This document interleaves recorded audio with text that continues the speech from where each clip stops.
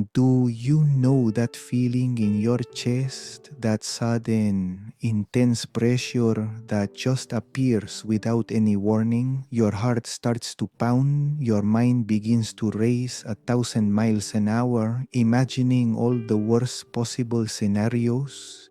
Or perhaps you're familiar with that other kind of silence, the one that settles in when you arrive home, and the only sound you perceive is your very own thoughts, feeling completely and utterly invisible in a world of millions.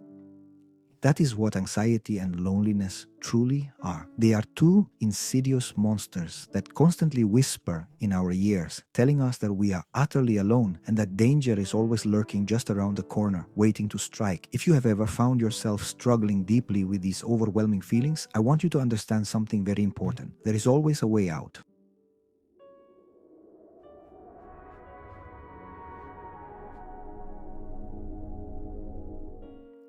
We live in a world that expects us to be strong all the time.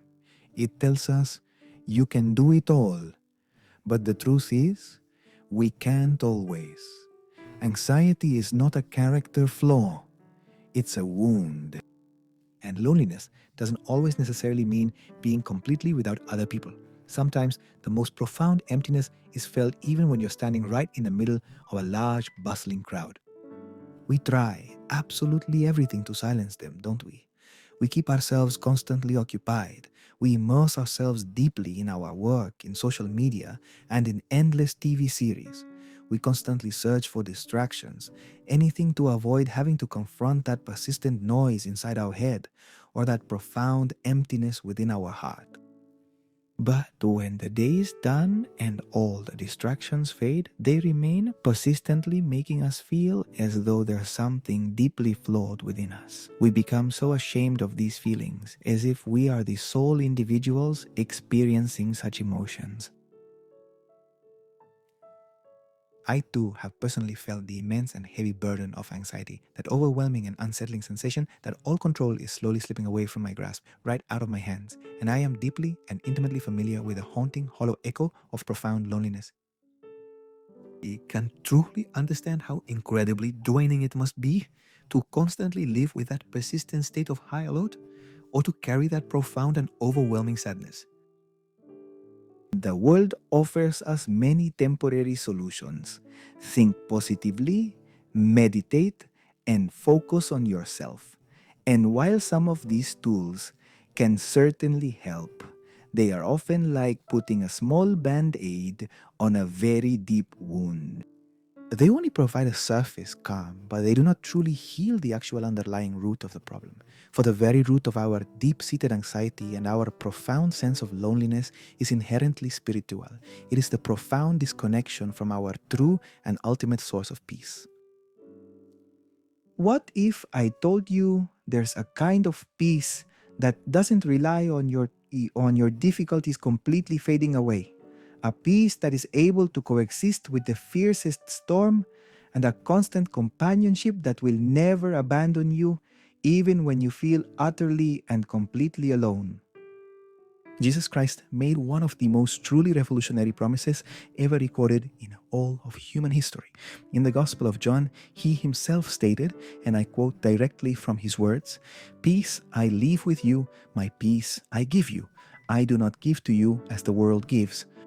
Do not let your hearts be troubled, and do not be afraid." That can be found in the book of John, chapter 14, verse 27, from the New Living Translation. Please pay very close attention to this. He doesn't say, "I will take away all of your problems," but instead he says, "I am giving you my own peace." So the kind of peace that the world offers us is entirely dependent on external circumstances. If everything in your life is going well, then you will experience a sense of peace. If something goes wrong, you can easily lose that sense of peace. But the peace that comes from Christ is entirely different. It is a deep internal peace, a profound and unwavering certainty that you are never truly alone and that God always remains completely in control, even when everything around you appears to be in utter chaos. For loneliness, the promise is just as powerful. Before he left, Jesus said, "And surely I am with you always to the very end of the age." Matthew chapter 28, verse 20. He is not a distant, remote, or unapproachable God, but Emmanuel, a sacred name that beautifully signifies God with us. He is the constant, comforting presence your very soul deeply yearns for, the loyal friend who will never ever fail you, and who truly comprehends your most profound and hidden pain. Entrusting Him with your anxiety is not an act of weakness, but rather a profound act of confidence. Allowing Him into your solitude is to discover that you will never truly be alone again, not ever. Overcoming anxiety and loneliness is not a single event, but a daily process of learning to place your trust in Him. And today you can begin. I invite you to offer a prayer, a heartfelt conversation right where you are. Tell Him, "Jesus, I surrender my anxiety to you. I surrender to you, Lord, all of my deep loneliness. Fill me completely with your perfect peace and always remind my heart that you are truly here with me. Help me, I pray, to fully place all my trust in you. Amen."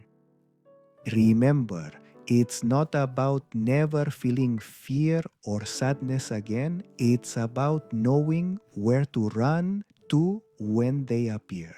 If this battle is real for you, I want you to know that this space is a safe place. Subscribe so that we can keep walking together. In our next video, we are going to face one of the most difficult questions. Why does a good God allow us to suffer? And please, if you are struggling with anxiety or with loneliness and you need us to pray for you, please leave it in the comments. I want you to know that you are not alone. We want you to know that we will be interceding on your behalf. We are truly grateful for your willingness to watch this video. We look forward to seeing you all again next week.